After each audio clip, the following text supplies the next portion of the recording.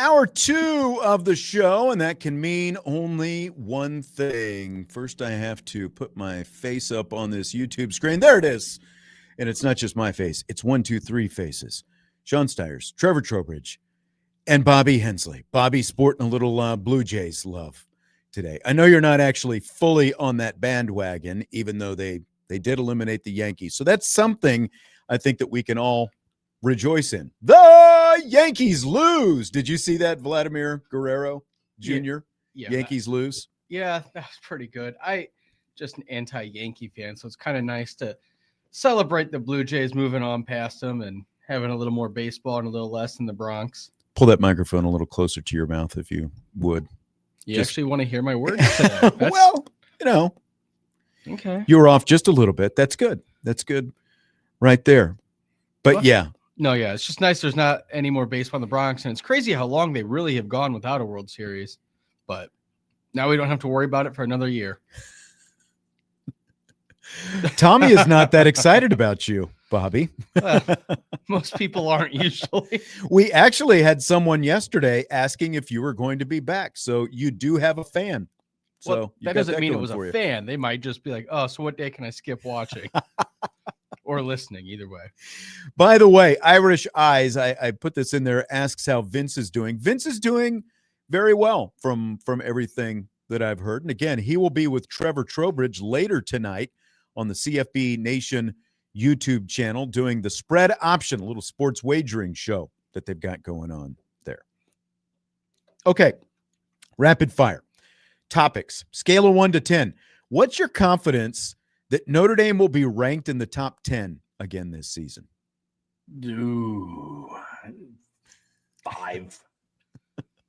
I'm about halfway. College football so far has shown this season that college football will college football, but I'm looking at some of these teams ahead, like it's going to be pretty tough. You know, I don't know if Ohio State falls out of the top 10. Really, I think I'd be willing to bet that the top 5 is probably pretty safe. Maybe Oklahoma without John Mateer if Indiana drops a few big ones. I don't know, man. That's going to be tough. You got to think they're going to win the rest of their games. So at the end of the year, they're going to be up there. I think if you make the playoffs, I think they'll be a top 10 team. So I'll give it an 8.5. But there's a lot of work. It just seems like there's some parity at the top. So if the few teams knock each other off at the wrong time, because it's better to lose early than to lose late. So hopefully they just get enough wins going and they can string them along and look good doing it. And then they'll be a top 10 team. But I don't think they're going to get above 9 or so. Like you said, the top 5 is safe. Top 10 is the question. Right. They don't have to get above 9. I mean, if you're back in the top 10, you're sitting pretty. And we're talking about in roughly a month or so, we're going to see the first college football playoff rankings come out. What's going to be interesting there is the playoff is using the new, strength of schedule is more factored into that this year.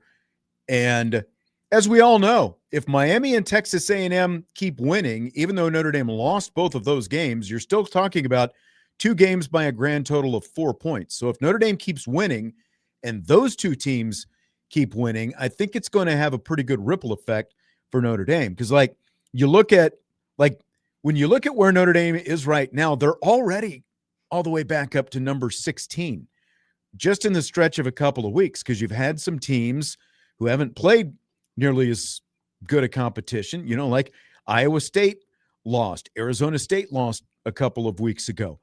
Teams like Georgia Tech and Missouri kind of complicate things right now. But when I look into this, 8 is Alabama right now. 7 is Indiana right now. And we'll talk more about them in a little bit.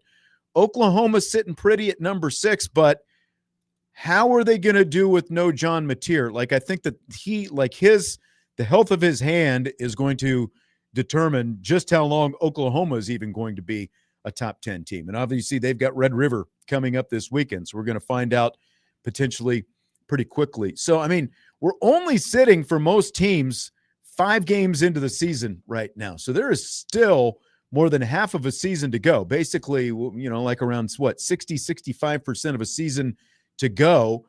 And so even though it looks a little bit daunting right now, maybe I give this I give us a little bit better odds than you guys. I put it at a 6, like pushing a 7. Obviously, it's all going to come down to next week. They beat USC next week. If they beat USC next week, I think that they are going to ultimately, not next week, but they will be a top 10 team by like mid-November because other dominoes will fall in front of them because it always happens. Not all of these teams in front of them are going to be able to keep winning because they're going to play each other, in many cases. Well, that's the positive about Notre Dame not being in a conference. A lot of those teams are tied to each other because they have upcoming matchups, whereas Notre Dame doesn't have to worry about that. They just have to wait for others dominoes to fall and lose. The problem might be their 2 losses. Those teams have to lose 2 games to get behind Notre Dame. So those would probably be teams that are going to stay above them. Plus, you'll have a couple extra but those SEC are both schools. top 5 teams right now. So, like, to me, I'm not as worried about the teams in the top 5. It's really teams 6 through, really 6 through 15 ahead of Notre Dame where the movement's going to come. And I think there's going to be a lot of movement in that area personally. Yeah, and then you got to wonder where they end up to end the year. And that's the whole discussion because you're assuming they win all the rest of their games as well. That's the assumption. Yeah. They're such on the fringe of being a top 10 team, and they've looked like one recently, even in their losses, those top 5 opponents. So I think that helps them too. It wasn't that they got boat race in any of those games. They were in them. They were close. They were good matchups. So one of them on the road in primetime the first game. So I think that they have a pretty good shot at making it into the top 10. Trevor, a team that is ahead of Notre Dame right now by 1 spot is Michigan. Do you have a preference in Michigan USC this weekend? Oh, absolutely USC. Okay. Yeah. I mean, just the whole Michigan, you want USC to win as long as they're not playing Notre Dame to help Notre Dame kind of thing. Yeah, I mean, Notre Dame needs USC ranked back in the top 25 for when they square off on the 18th, and I think a win over a top 15 team does that for you. I love whenever Michigan loses. Don't get me wrong. I don't hate when USC loses either, but in pertains to 2 days from now, USC needs to beat Michigan. Right. Every team that Notre Dame is going to play, you want them to win every single game except for the game they play against Notre Dame.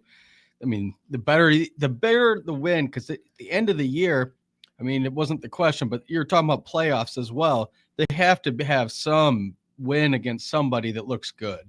So if USC is still ranked, that's a great win, because if Notre Dame beats them, they're going to drop out again, but then they can get back in hopefully by the end of their Big Ten schedule.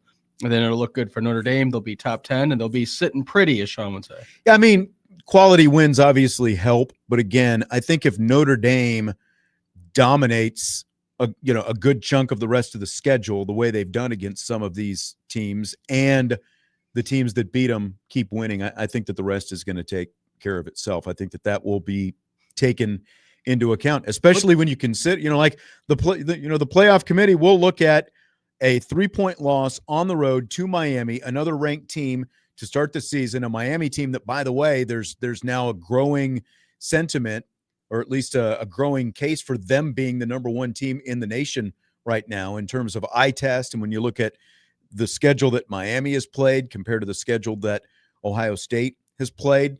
So even though you lost that game, first time starting quarterback on the road to open the season, all those different things. And if Miami keeps taking care of business, that's quite frankly going to help Notre Dame as much as anything. Well, here's a question for you guys, both Trevor and Sean.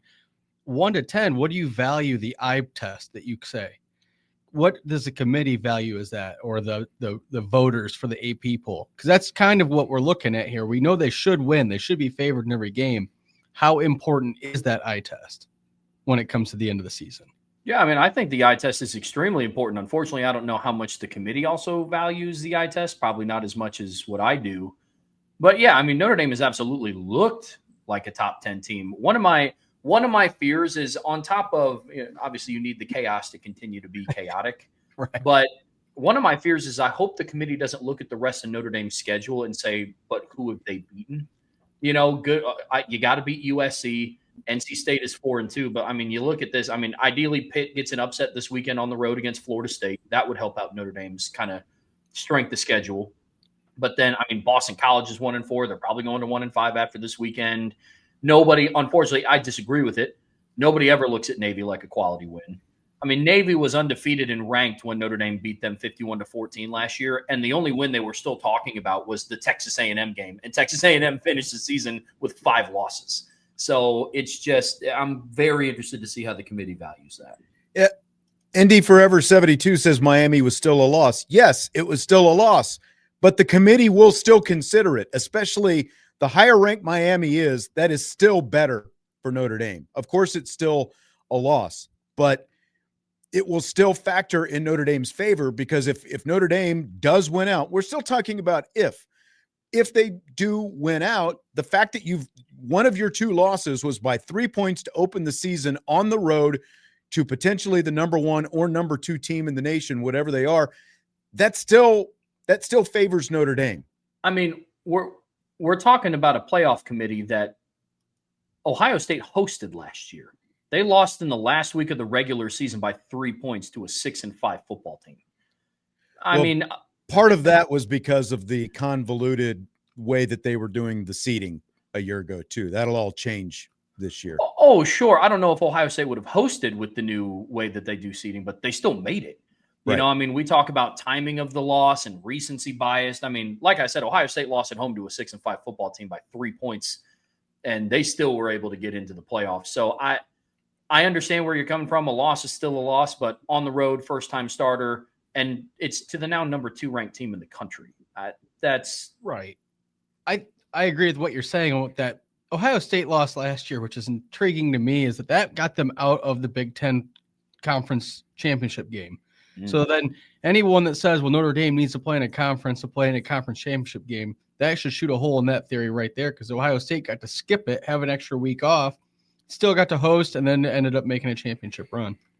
I mean, we all know that the rest of the schedule, there's not teeth there for Notre Dame, but all Notre Dame can do is control the way they play. And if they win games in the fashion that they won against Arkansas and Boise State, they're going to be in really good shape. And because then again, you win games like that, you don't have any, crazy scares along the way. Even if USC is a shootout, you can still write that off as it's a rivalry game. Again, as good as you were last year, you had to win a shootout at the end against USC. It's just all these things are going to work in Notre Dame's favor, as because again, the strength of schedule thing, like as of right now, and this will change at some point over the course of the year, but as of right now, Notre Dame is still the only team that is ranked that has even 2 games against top 10 teams. Take the losses out of the question. No one else has even played 2 top 10 teams. So like when we're talking about strength of schedule right now, that heavily weighs in Notre Dame's favor. And again, as long as A&M and Miami, like even if they have like 1 loss between them or 1 loss each and they stay in the top 10, that is still going to weigh very heavily in Notre Dame's strength of schedule argument at the end of the season, because very few teams have played that kind of schedule. So like you can throw out the whole not in a conference and all those different things. That's still going to weigh in Notre Dame's favor. And you can see that already by the fact of where they're rated right now, because yes, they have 2 losses, right, but the way that they happened and who it was against, they're keeping them in the mix. The only question is going to be bury them if they wanted to, but right. They haven't. The only question is going to be, how does the committee see things compared to how the AP and the coaches see things? I don't think it's going to be drastically different personally. I think maybe 2 spots different when the first playoff ranking comes out. Again, this is assuming Notre Dame takes care of business this week against NC State and next week against USC. To me, USC is, and I think to a lot of people, USC is, the whole season is going to come down to USC, what happens next week. And then, I think almost at this point, every game's a must win, obviously. So just the fact that they're 16 right now and they have a shot to move up, because like you said, they might be 1 or 2 spots different in the first CFP playoff poll, but that's okay because there's still going to be more dominoes to fall. There's a lot of tough matchups at the end, a lot of rivalry games, conference games, injuries. Like you say, Notre Dame's just got to stay clean and look good, and I think they have a clear shot to be in the top 15, top 10 in the next month.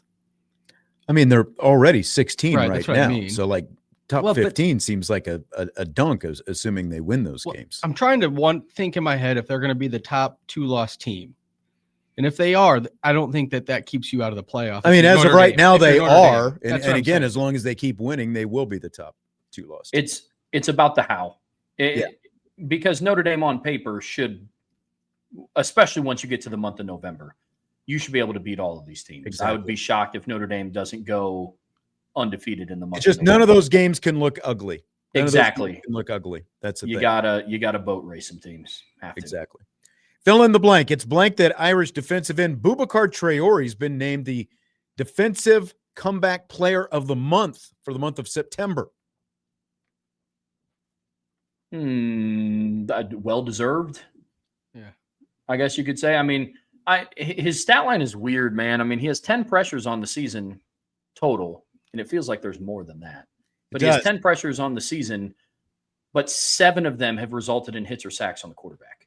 So he's an extremely effective player. And I mean, by the way that he's playing, even going back to their week 1 against Miami, you wouldn't have been able to tell that he missed most of last season with a knee injury. So he's looked great. Yeah. Comeback player of the month, or that's cool, but it's awesome. Like John says, just hope that he can keep it up and he doesn't get worn down off of coming back from that knee injury. But I think it's pretty awesome. And you can see how disruptive he is. He's changing the game when he gets in the backfield all the time on those quarterback pressures. And even like you say, the hits and stuff, he's making a lot of disruptive plays.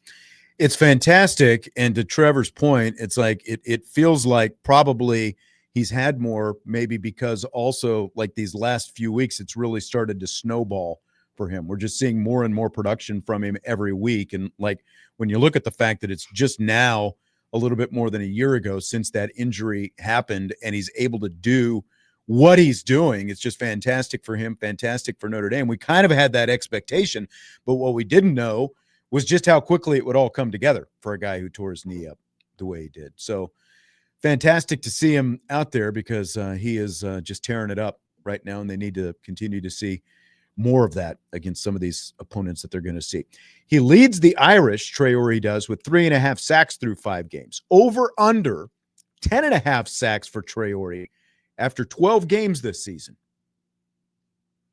Ooh, I'm gonna take the over. I think that he's gearing up to string together some pretty impressive performances. And again, we just got done talking about how lackluster Notre Dame's November schedule is. Now the caveat's going to be basically take one of those games out because I don't know how many sacks you're recording. You do have Navy. Exactly. Yeah. But I think that he's going to turn it on. My prediction actually earlier in the Irish breakdown shows, I think he's going to have a heck of a week this week. Ooh. So those numbers could start to ramp up starting on Saturday. All right. The only reason I'm going to say under then is because you're pessimistic. So no, but because he's going to look so good that like you say, you can kind of wipe out the Navy game. How many of those games are going to be, as you said, boat races, and he might not be playing at the end? I guess that would mean they'd be passing more if they're down. But then how many, like maybe he doesn't have to be in as much to the end of the game. So maybe he's missing some fourth quarters. And that's the only reason why. Because right now, his momentum, if he has a few big games, he's already going to be close to that number. I mean, you look, he's got 7 games left. And okay, if you take out the Navy game because of the fact that you're going to have fewer sacks, even though like Notre Dame, I think managed three sacks or so against Navy last year because of the fact that they threw a little bit more, and they do still throw a little bit more. So there will still be opportunities. But my point is you've got 7 games left. He's sitting on 3.5 right now. So, I mean, you only need to average 1 a game for the rest of the season. And it feels to me like, with going back to what we were talking about before, you had much better offensive lines that he had to face against Miami and Texas A&M. So when you look at what he's done the last 3 games, and he's going to see comparable, if not worse, tackles that he's going to be, in offensive lines and protections that he's going to be going up against these next 7 games, I've got to go over on him as well. I think he's going to go over, maybe even by a couple by the time it's all said and done. You were about to say something, Trevor? Yeah, I like that. I think the biggest thing that's going to help out Traore is if somebody opposite of him also steps up and becomes a threat on the edge. Right. Because then he's going to put himself in a position like Isaiah Foskey did in 2022, where it was clear cut who their best edge rusher was. And there were some teams that were able to scheme Foskey out of it. And you got to hope that one of Junior Tuialamaka or Bryce Young or a Josh Burnham or a Jordan Botelho step up alongside Boubacar to take some of that burden off of him. And they might be able to start stepping up when he's getting doubled and stuff, have more chances to get in there, which would help all the way around. And once you get to helps that interior. Going. Yep, exactly. Well, don't forget kickoff 3:30 this Saturday when Notre Dame hosts NC State at Notre Dame Stadium. That means our game day coverage begins at 11 o'clock Saturday morning, 11 to 2:30 live at the linebacker. Tim, Jim, Eric, and Tyler will be there with the game day show, the all new this year game day show, new and expanded game day show. Kris Zorich and Ian Book among the guests lined up for Saturday's show. So join them live out at the linebacker here on Sports Radio WSBT Sunday 101.5 and the Sports Radio WSBT app. Okay, got all the business out of the way. Next question. Late question came in for the mailbag thread after the show yesterday. I think this will be fairly short and sweet. I'll throw it to Trevor. Thunderstruck 111 says, just a hypothetical. If Kenny Minchey transfers out, who takes the number 2 spot next season at quarterback, assuming CJ Carr is QB1? Blake Hebert. He'll be the most tenured in the system. And like we talked about on Tuesday, Gino Guidugli's stock has risen enough for me that I trust whoever he's going to put in there as QB2. There you go. That's it. That's all you had to say. Short and sweet. It'll be Blake Hebert. That's why he's here. He's a true freshman right now. By next season, you expect him to start getting those QB2 snaps if Kenny Minchey does indeed transfer out. I don't think any of us would be shocked if he does, considering the eligibility he has left, and he is behind CJ Carr right now. Tommy in the YouTube chat asks how you Indianans say the name of this town. Napanee is how you say it. So there you go. Rapid fire for sure. Napanee. Yes, that's right. Napanee. So we talked about Bill Belichick earlier this week after the 2-3 start that he has as head coach at North Carolina. So last night on social media and pretty much everywhere, the UNC athletic department released dual statements from both Belichick and athletic director Bubba Cunningham. Here's the quote from Belichick. I'm fully committed to UNC football and the program we're building here, end quote. From Bubba Cunningham, quote, Coach Belichick has the full support of the department and athletics and university, end quote. Bobby, you're at least a pseudo North Carolina fan. We'll start with you. What do you think about all this? I think that it's pretty sad when you have to announce that. I think it should just be known that the coach and the athletic department are both on the same page and do the 4 or 5 games into the first year of a coach. So it's pretty sad that they have to announce it. But the way everything's gone with them losing badly, with them not building a program, because he was going to run it like a professional business, the stuff with his girlfriend on the side. So they're not good on the field. They're not good off the field. There's drama and chaos everywhere, which is not what you expect when you get Bill Belichick. So it's really sad they have to announce it, but that means where there's smoke, there's fire. So there's got to be some stuff behind the scenes that's not going well on both sides. I think you can easily see it's not working out. It's not a good fit. You know, when you have a friend that's going through a bad day and you ask them how they are and they're like, I'm good. I'm good. I'm good. Yeah, I'm good. Still good. Still good. Yeah, I'm good. That's what that reminds me of. It's kind of like you have to like convince people that things are good. That's my read on it. Or like everybody knows you're having a bad day and you don't want them to know it. So you're just like, it's fine. Yeah, everything's okay. What are we having for dinner or something? You know, the fact that you're 2-3 and you have to release statements like this, like you guys said, like that is not a good sign. And, you know, like it's really kind of shocking to me that, you know, I realize there's been a lot of smoke blowing around, but usually you just kind of, if you're in the position that they are, you just kind of turn around, go about your business and don't say anything. This just feels like that dreaded, you know, vote of confidence that you hear from a general manager or, you know, athletic director, obviously in this point. doesn't feel like it's going in the right direction. They're 2-3. All three of their losses are to Power 4 teams. And when you look at the rest of their schedule, Cal, Virginia, Syracuse, Stanford, Wake Forest, Duke, NC State. I mean, there's a chance for a couple of wins in there.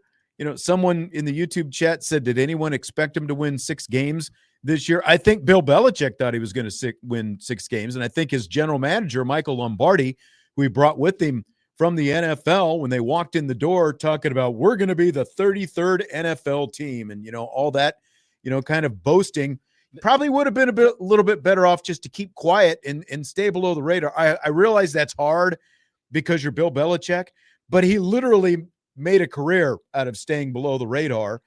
And then, like you guys said, you get this whole Jordan Hudson into the mix. You're canceling the Hulu series that they were going to do, the behind the scenes look and the whole thing. It's just like, where there's smoke, there's fire, and there are just big billowing smoke signals coming out of Chapel Hill right now. And I disagree with you thinking that they're actually going to win any games. The only 2 wins they have are against Charlotte. They won 20-3. Exactly. And then they beat Richmond. Exactly. I don't think they'll have any wins. And I'm interested at the end of this who ends up looking worse, Bubba Cunningham or the coach. Or Well, Bubba Cunningham's not going to look bad because this was not Bubba Cunningham's decision to begin with. This was forced on Cunningham. He wanted to go a different direction, as people have talked about, like Tommy Reese was part of the mix, and Bubba Cunningham has Notre Dame ties. He was an assistant athletic director here for a long time before he moved off a while back. And, he had the Tulsa job, obviously, and Ball State and and all those, different jobs before he ended up out there in Chapel Hill. But yeah, I mean, he didn't want Bill Belichick. I said from the very beginning, I didn't think it was going to go well for Belichick because the college game is so different from the professional game. And, like we talked about earlier this week, Belichick is a transactional guy. Everything is about what can you do for me? That's the background, and a very cutthroat Belichick. And that is not what college athletics, college athletics cutthroat to an extent, but I'm talking about like interpersonal player relationships and those kind of things. And like some of the things that you hear where, like behind the scenes, it sounds like it's even worse than what we know publicly right now. If just looking at some of the reports that are out there. That's what I think it was Colin Cowherd said, look at the way he's left everywhere he's left. It's always been like, even New England, he should have been able to stay as long as he wanted with what he had. And they couple bad years and they're like, we're done with him, brought in a new quarterback, started all over because he treats people poorly along the way. So I just think we're seeing an example of that where you can't get away with that. And he's just so out of touch. They fired Mac Brown to bring him in. They went from one of the oldest coaches in college football to one that's even older. So I guess I don't know what North Carolina's expectations were in any of this. Andy Forever 72 says, but Skip Bayless thought he was going to be a game changer. Oh, God. Yeah, Bayless. Bravo, Penn State Sports Talk. Hey. Chiming in. First time in a while. We haven't seen hhim since Penn State was 3-0, but he says, I'm here standing strong. We're 3-2. Power to you, Penn State Sports Talk. We'll see how long that lasts. Everyone holding it together out there in Happy Valley right now. Not so Happy Valley. Yeah, no kidding. In the valley. Yeah.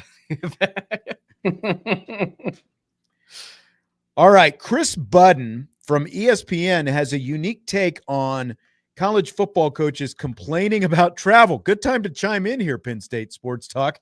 Here's what Kris Budden had to say about that. Get this off my chest. I'm going to run myself through a window, and I will run myself through a window if I hear one more Big Ten coach blame it on the freaking travel. I cannot. And it's not even about you accepting the money to be a part of this Super League. These are professional athletes now. Call them what they are. They fly on a charter. All of your top athletes sit on a lie flat plane at the very front, the same way every professional athlete does at the next level. I've never heard Matthew Stafford go over and play in Tampa and say, sorry, I lost today. I had to fly across the country.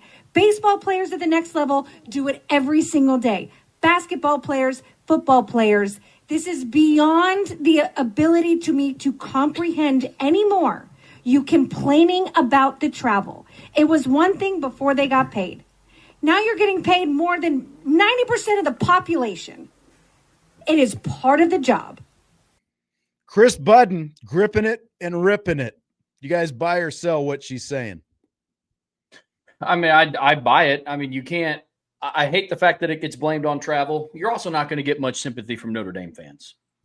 Notre Dame travels across the country what feels like every single week. I mean, the end of last season, I watched them play a game in South Bend, and then I watched them play a game in New York City. And then the weekend after that, I watched them play a game in LA. If James Franklin or Lincoln Riley had to go through that, they would need to go through multiple levels of therapy to cope with the amount of travel that they just endured. So, yeah, I buy it. Yeah, I buy as well. And like you said, a lot of other teams do that kind of traveling and they don't complain about it. So, and they don't even mean it like, oh, well, we should get an extra thought in the playoff committee because of our travel. You're traveling first class. It's not hard. Everything's taken care of. It's not like you're going through an airport and you're stressing. It's not like you're taking the train across the country like Notre Dame used to out to USC. They're not bussing. I don't understand why this travel or even the time zones are a problem, because you guys wanted to make these super conferences. You guys wanted a national conference. That's what you got. You're going to get more money from the conference, from the TV deals, from all that stuff. So I don't want to hear any excuses, especially that travel one. It's old and it's tired. It really is. Like, the point about the charter flights is, I think, the most important part of this whole thing that she was saying there. I don't even think it's as much about the fact that they're getting paid. It is a valid point, but I don't think it's much about that, because, like, all these teams are chartering everywhere. The buses pull up to the football facility. They're taken directly to the planes out on the tarmac. They get off somewhere along the way. They're getting catered meals, whether it's in the football facility or on the plane or the bus. Then they fly, they get to the next place. Again, the bus pulls up right on the tarmac, takes them directly to the hotel. They're sheltered from the outside world, just like professional athletes. It's far easier what they have to go through. I don't care where you're flying. The way they're doing it is so much easier than anything any common folk have to do. And, you're going through airports. They don't have to worry about the same security. Now, there are, even on chartered flights, they do set up, some security and stuff like that, and, wand you and those kind of things. But it's also only once a week.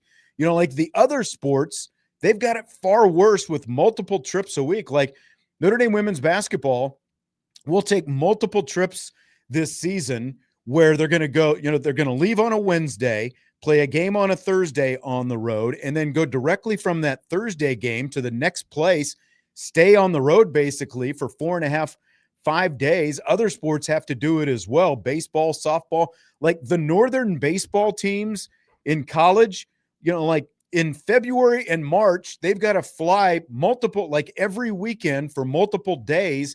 They've got to, stay on the road in either Florida, Texas, California, Arizona, wherever they can go, where there's warm weather, so they can play their games, because they obviously, when you're up here in South Bend and Michigan and Ohio and wherever you happen to be, you can't play home games in February and March. So, like, they've got it far worse. And in a lot of cases, they're also not taking charter flights. They're still, they're busing to airports. They're going through security. They're checking all these massive bags. The players actually have to check their bags themselves. They don't have a big equipment team who's doing all this stuff for them. So it's just, look, NFL teams do it every week. And as she said, all the other professional sports do it.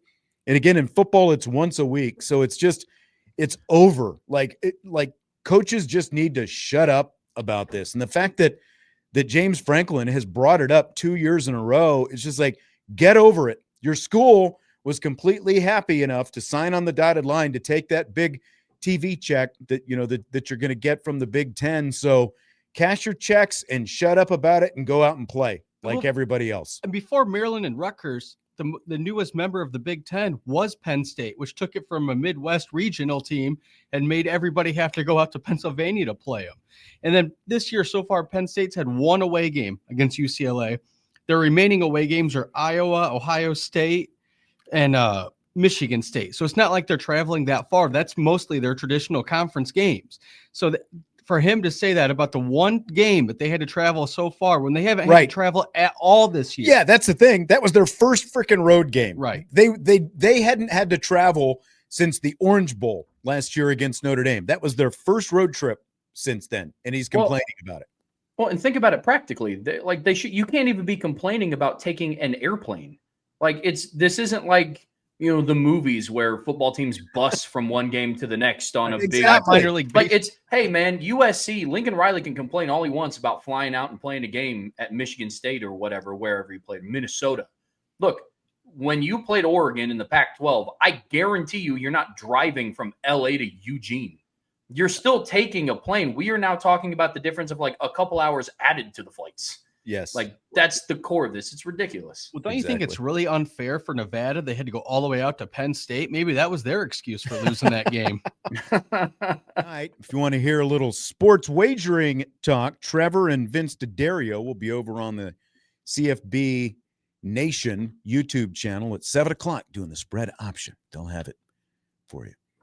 I think I'm going to put more stock in what Trevor says than what Vince says. I don't know if he's ever actually won a sports wager. Vince, to give him some credit, we do a segment called Dogs of the Week, and we pick an underdog of the week. And Vince is 5-1. Really? Picking his underdogs of the week. Yeah. So you'll have to. Maybe I do need to listen because I actually have stunk it up when it comes to my personal wagers that I've had. Well, hey, tune in tonight, man. 8 p.m. CFB Nation channel. So you're saying the one thing Vince knows is losers? I plead the fifth.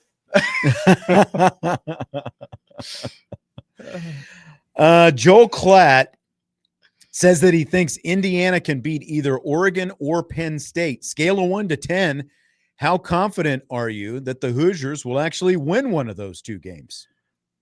One of the two? One of the two. 7. I'm going to say 7. 7. And you're just talking about the Penn State game, right? Yeah. Yeah. For that same reason, I would probably give it a 9 because I think that they should be all right to beat Penn State. It's going to be a big game to IU, and by Penn State, they're going to be already maybe a little beat up and, not feeling so good about their season. Plus, one of those teams has to travel really far to get there. So I know. What's Indiana going to do? They have to fly all the way to Oregon to play this football game. Do they have a chance? No, not for that, but probably not.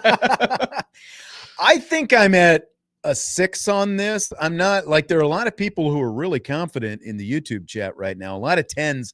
And I think it's mostly because of Penn State. I'm not just going to write off Penn State because they have arguably the worst loss of the last 2 decades in college football. 4 decades. 4 decades. Is it the last 4? Wow. Based on what the spread was? Yep, it's Penn State is the first team ranked in the top 10 to lose to a team that is at least 0-4 winless in the last 40 years of college football. Wow. I don't mean to dump on Penn State, but I saw a stat that UCLA was the only college football team to not have a lead all season until that game. Yeah. Yep. UCLA also tied their season high in points scored about halfway through the first half. So I do think that this year's IU team, just what we've seen so far, is probably better even than last year's team. They obviously pummeled Illinois, and I think that they kind of felt that the next week against Iowa. Do you think they've got a chance this week against Oregon? A chance? Yeah. I don't have them a legitimate chance. Do you feel a legitimate chance? I do. Can this be a fourth quarter game? Are you confident this will at least be a fourth quarter game? I think it can be. I'm holding out to see if they'll outright win just because, look, last year we talked about it's almost the parity is insane. Last year they curb stomped Nebraska and everybody's like, IU's legit. They beat Michigan 20-15 and, having the same conversations, but I just don't know. A lot of parity this year. I think it could be a fourth quarter game because Oregon and Penn State, that was such a close game. So if you're going to say how bad Penn State is, they put up a really good fight against Oregon. So I think that IU, of course, has a shot. Right. The thing with these two games that he's talking about, they are both on the road. And I'm not even talking about distance of travel or any of that stuff. But this is it's honestly the next step for Indiana. Like Indiana hasn't shown that they can win a game against this level, quality competition, regardless of what you think about Penn State after losing that game. Like, it's still a level of competition that Indiana hasn't shown that they can win under Kurt not just under Kurt Cignetti, but obviously historically, but specifically under Cignetti right now. Guys, enjoyed it as always. Trevor Trowbridge, Bobby Hensley. I'll talk to you guys again very soon. Vince will be in tomorrow. Brian Driscoll will be in tomorrow to preview the recruiting weekend for Notre Dame. We've got that more coming up. Budweiser's Weekday Sports Beat with IrishBreakdown.com. We'll talk to you then.